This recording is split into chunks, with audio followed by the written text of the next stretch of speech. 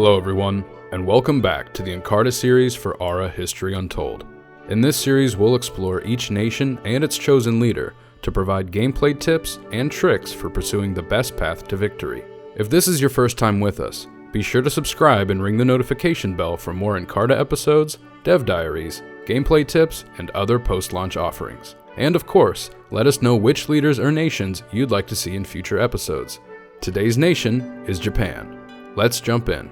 Japan was first inhabited by Paleolithic tribes between 30,000 and 11,000 BCE, during a period sometimes referred to as the pre-ceramic era. Japan's Jomon period in culture followed till around 300 BCE. Then, during the 4th century through the 9th century, Japan unified its fragmented regions under the rule of an emperor. For the next several hundred years, emperors engaged in various internal reforms and violent successions. Around the 11th century, samurai rose as a powerful voice in Japan, becoming the dominant political and military force at the end of the Warring States period in 1600. Tokugawa Ieyasu emerged as head of state, forming the Tokugawa shogunate, which ruled over an isolated Japan until 1868. The arrival of American gunships forced Japan to open its ports to foreign trade, leading to social upheaval and the collapse of the shogunate. After World War I, the country adopted a policy of militaristic expansionism, and in 1936, Japan joined the Axis powers, launching a surprise attack on U.S. naval forces in Pearl Harbor in 1941. World War II ended with the atomic bombings of Hiroshima and Nagasaki, brutally forcing Japan to surrender. In the years since, modern Japan has invested in promoting technology, education, and its historical culture. To represent the nation of Japan, Ara History Untold is spotlighting Tokugawa Ieyasu. Tokugawa Ieyasu was a pivotal 16th and 17th century Japanese shogun who lived through some of Japan's most turbulent and transformative decades. Born the son of a minor warlord, much of his early life was marked by the threat of more powerful neighbors. As a child, he was a political hostage of the Oda and Imagawa families until the age of 12, when he became a soldier under Imagawa Yoshimoto. Tokugawa gained recognition for leading troops, but after Yoshimoto's fall to Oda Nobunaga, he pledged loyalty to his former captor. Rising in Oda's favor, Tokugawa married his daughter in 1563 and joined Oda's campaign to capture Kyoto in 1568. After Oda's overthrow and death in 1582, Tokugawa seized the opportunity to claim his territories for himself. Initially opposing Japan's new ruler, Toyotomi Hideyoshi, Tokugawa later allied with him as a powerful lieutenant. Following Toyotomi's death in 1598, Tokugawa claimed the title of shogun after a 5-year power struggle. Though he formally resigned after 3 years, he still held de facto power over all of Japan. During his reign, Tokugawa limited foreign influence, banning Christianity in 1614 and expelling missionaries. Unlike many before him, he avoided imperial expansionism, focusing solely on ruling Japan. Tokugawa's leader trait, study patience, increases the war weariness of any nation that declares war on you, while reducing your own weariness level by 50%. This level reflects how fatigued your nation has become from prolonged conflict, and can only be decreased during times of peace. By having a lower weariness level, Tokugawa is capable of outlasting his opponents in long drawn-out wars. His trait also provides an additional 30 security to each city with a castle, which can be researched later in Act 2. His discipline trait increases build production towards government and military improvements, allowing you to fortify your nation quickly in the event of a siege. His aggressive trait aids in times of war by providing a 10% strength boost to all forces fighting outside your territory, and it unlocks Wars of Annihilation, useful for dealing with more combative rivals.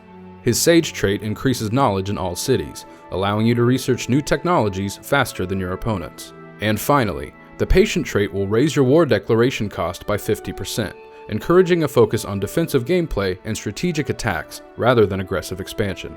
The Shogun excels as the ultimate counterattacker, deftly balancing international intrigue with national progress. Although he faces a substantial penalty when initiating war, he can strategically provoke foolish opponents into declaring war on his nation, thereby burdening them with additional war weariness. His reduced weariness, combined with the additional security from castles, will keep your nation secure through long military campaigns. When playing as Tokugawa, the best strategy is to grow your nation from within, only expanding when another nation is foolish enough to attack. For governments, a monarchy will help Tokugawa in Act 1 by increasing security and prosperity within your growing capital. The policy options can increase wealth per turn, increase your capital's siege defense by 50%, or provide a bonus to quality of life stats once you've constructed a palace. In Act 2, a feudalist government will spread your increased security to all cities, and increased harvest production from all resources. The policies can increase build production for new military improvements, provide additional wealth from industry and commerce improvements, or increase siege defense across all cities. This plays into Tokugawa's strategy as a counterattacker, luring foes in and crushing them when they least expect it. Finally, in Act 3, a republic or a fascist state can benefit Tokugawa, depending on your remaining goals. If wars have mostly been resolved, a republic can help improve certain areas outside of military and government domains. Its intrinsic effect will boost knowledge in all cities, while the policies can increase happiness, boost the spawn rate of paragons, or increase build production towards government, culture, and science improvements. Meanwhile, a fascist state will help you defend cities in times of war by providing a 25% strength boost to all forces within your territory. The policies can increase research, increase production, or increase your force cap for land, sea, and air units, allowing you to place units all over the map and conduct surprise attacks when your rivals least expect it. Now let's talk triumphs. In Act 1, Stonehenge can be researched early on, and it increases the knowledge and security in whichever city it's built. This should be placed in your capital, provided you have the space, and will play into Tokugawa's strategy as a defensive leader. In Act 2, Himeji-jo is excellent for a newer city, as it can significantly boost a city's siege defense and increases the strength of all forces within that city's borders. Later in Act 2, St. Basil's Cathedral can increase the likelihood of artist, engineer, and prophet paragons appearing in your nation, each one granting increased happiness and security in all of your cities. Finally, in Act 3, the Smithsonian Institution is extremely powerful and will be sought after by all players. But manage to build it first, and you'll receive increased quality of life stats and siege defense for every improvement in your nation, allowing you to focus on any late game goal without needing to worry about city management. Thank you everyone for watching. Be sure to subscribe for future Encarta episodes and let us know in the comments which nations you'd like to see featured. Follow us on the social platforms of your choice. Join the Insider program at aurahistoryuntold.com and explore Aura History Untold on Steam, Windows, or PC Game Pass. Thanks again, and we'll see you next time.